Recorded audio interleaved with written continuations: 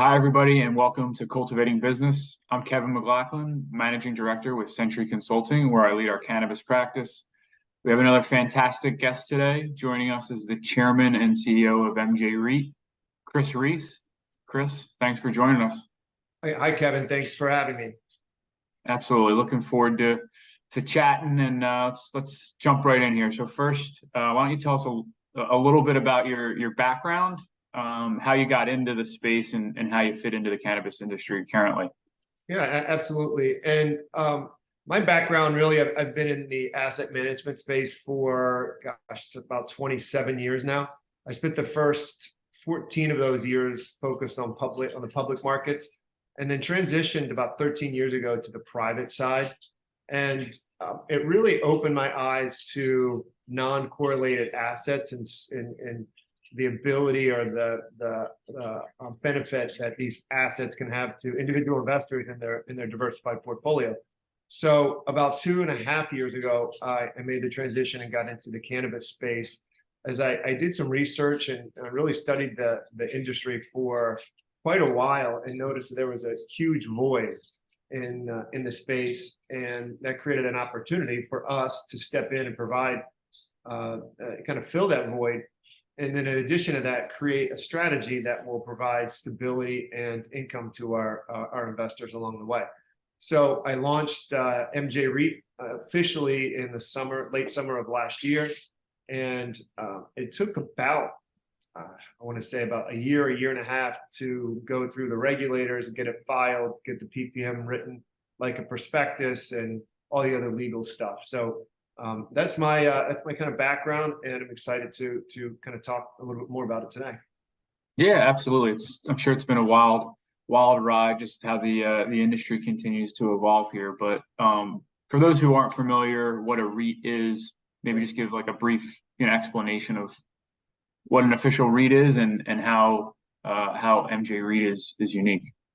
Yeah, and to understand a REIT, you have to go back, I guess, all the way to in the early 60s when Congress created the REIT structure. And the REIT structure essentially allowed you, me, individuals to buy into a REIT, which is a real estate investment trust. And that trust is a company that owns a bunch of real estate, different types of real estate. So instead of you or I going out and buying a piece of property, managing that property with all the headaches, you could actually just buy into a REIT and own a fractional interest in all the underlying properties that REIT has. And REITs have continued to grow in size. Today, it's estimated it's about 4.5 trillion in gross assets across REITs in the United States. REITs can also be public, trade on an exchange, or they could be private, like MJ REIT. So if you trade on an exchange, you have the daily liquidity, but you also get enhanced volatility because that's kind of, think of it as a share price like what you would see at IBM or Tesla. Right. So you have the potential to see enhanced volatility during times of market stress. Whereas MJ REIT, we launched as a private REIT, meaning that our investors don't have access to daily liquidity. Rather, we provide monthly liquidity. But because we're not public, it gives us an edge for our investors because we're not susceptible to the daily swings in the market. So our main focus at MJ REIT is to provide stability and an above market income to our investors. And to date, since inception, we've achieved both of those. Now, MJ REIT is unique because I did structure it as a hybrid REIT, meaning that I can own not only debt, but we can also own equity in real estate. So you have hybrid REITs, you have equity REITs, and you have debt REITs in the market. Mortgage REITs is what they're called. We chose to do the hybrid so we can have access to essentially the full financing that borrowers may want to embark on. Right, a little more diversified option. Yeah, and mainly we want to. So the benefit. So there's really two benefits, right? There's a benefit for our investors, so we provide that stability and income, and then to our borrowers, we're serving a vital role because there's not a lot of options in the marketplace if you're a cannabis company and you need debt financing. So, or equity financing. So we're solving two kind of hurdles. We're solving one for the borrowers, and that's just an industry aspect right now. And then secondarily, our investors receive that stability and income. No, fantastic, and I think that's helpful for everyone viewing the interview today. Being at the intersection of two industries, facing different challenges, cannabis and real estate. How do you see these industries evolving in the coming years? I know cannabis has been well documented, but how do you see as the industries evolve? How they can intersect and ultimately see more opportunity on the intersection of these two industries. Yeah, and so you have first focused on the real estate side. So real estate overall is the third largest asset class in the United States. So it's behind equities and fixed income. So it's about a $21 trillion industry. So it's massive. So it's not going anywhere. We all have exposure to it. We live in a house or we rent an apartment. So we all have exposure to it. So on the one hand, you have this massive base of real estate. On the other hand, which by the way is facing its own challenges, because when you think about the spike that we recently saw in mortgage rates as the Fed increased the Fed funds rate, that puts a lot of pressure on variable debt on companies' balance sheets, and add to that the COVID work from home. And you have there's been a lot of stories about office space, especially in downtown New York City, that it's pretty dire in some situations. So you have this huge industry, you have some challenges, and then you add another component to that, which is in the cannabis space. Cannabis overall is one of the fastest, if not the fastest growing industry in America. So you have the third largest asset class, and you have the fastest growing industry in America, with jobs and more states continuing to legalize. So you have these two I'll say is the intersection, right? So you have the real estate and then you have the cannabis, but then over that is the fact that in the cannabis side, every state has its own set of regulations. So right now, today is 40 states, DC and a couple of US territories that have legalized on at least a medicinal basis the use of cannabis. But each one of those states have different rules and regulations. So you have this potential market that is growing, that's huge, but you have a lot of hurdles that companies that play in this space need to overcome. And generally what we see in the market is, you and I will come together, we'll get a license, we'll get awarded a license, and you and I will put in all of our money and maybe borrow some cash from friends and family. We come up with $5 million and we buy a cultivation center. And that cultivation center is an industrial property, and that industrial property, because it's cannabis, we can't get funding from the traditional banks. So what we see is, generally speaking, you and I go out, we get this license, we open up the cultivation, and then a year or two later, we say, listen, Kevin, let's apply for a dispensary license. And we do, and we win. And now all of a sudden we need another $3 or $4 million to build that out, but we're tapped out. So that's when you would come to firms like MJ REIT for financing to continue to grow your business. No, that's fantastic. And to your point, there's all the challenges about cannabis have been well documented, talked about, but the industry itself continues to grow every day. And you hear the numbers and the expectations of some of the quantitative figures of what it's going to be in 1 year, 2 year, 5 years. So fantastic to see that, as that's happening, you're able to help folks that have have some of these challenges that we talk about with alternative different types of financing.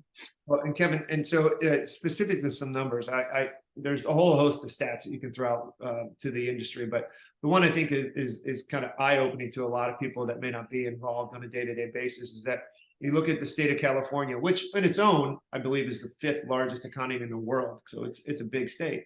So they did 5.9 billion in cannabis sales last year, and they did 5.5 billion in grapes. right? So you think about the size and the importance of cannabis as a crop, as an agricultural component in the state's economy. That's only going to continue to grow. Now, there'll be years that you'll have a little bit of a decline because of consumption, markets mature. But as more markets come on, you're going to continue to see the overall industry grow over time. And we'll talk a little bit more, I think, and probably a question on regulation or something. But it's one that's it's not going anywhere. And if anything, you're going to see more and more states come online. And because of the regulation, it's a bit of a challenge because, for example, the state of New York passed and awarded growing licenses for cultivations on the premise that the dispensaries would be open, because when you can't transport cannabis across state lines, so you got to grow it in New York, and now you have all this cannabis that's been grown in New York, and there's nowhere to sell it. So. Right. We started back to the earlier example. We applied for a license, let's say in New York, we're growing cannabis, and now we're sitting on. I was reading an article. I think there's 6 tons of so much inventory. It's so much inventory, and you can't get rid of it. And the other component. This is another staggering statistic that I've heard. So I believe today in the city of New York City, there's 5 legal dispensaries versus estimates of 10,000 plus illegal dispensaries. So it's so my point in all this is there's a lot of little nuances that you need to be aware of when you go into certain states around the country, when you set up or provide financing for these companies.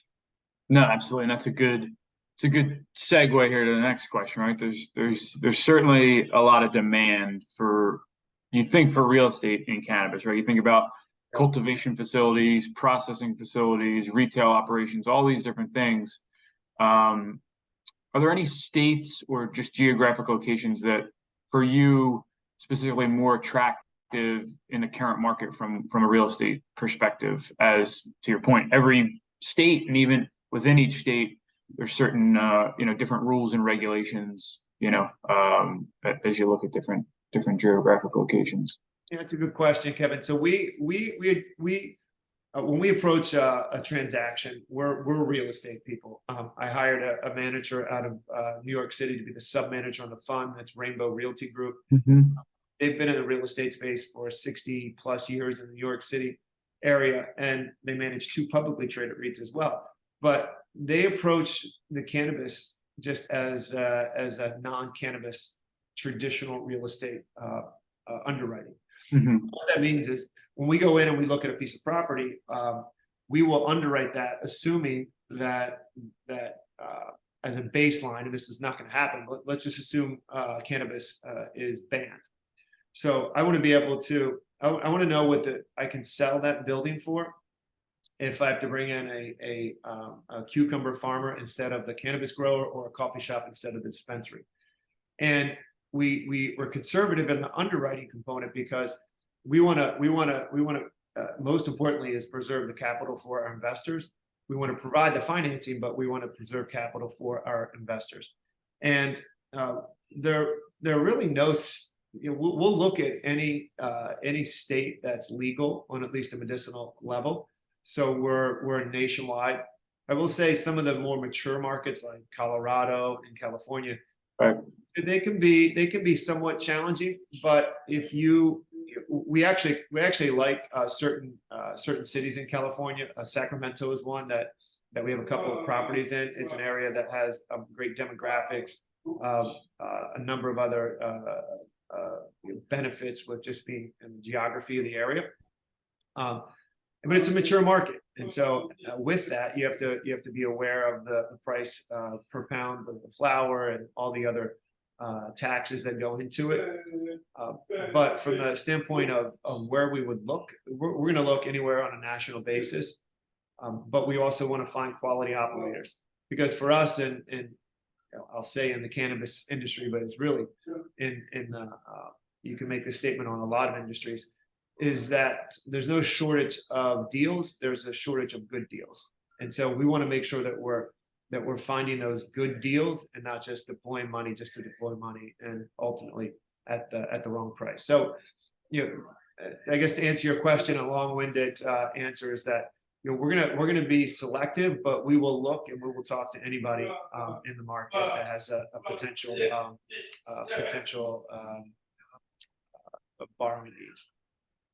Yeah, makes sense, especially as things shift quickly when you think about certain states and geographical locations. So all good insight. I always end with a prediction. Now that we're in August, we're getting closer to the end of the year, so there's not as much time for something to happen, so to speak. But again, I won't hold you to this. But what's a prediction you have as it relates to cannabis for the last 4 months and change as we look at 2023?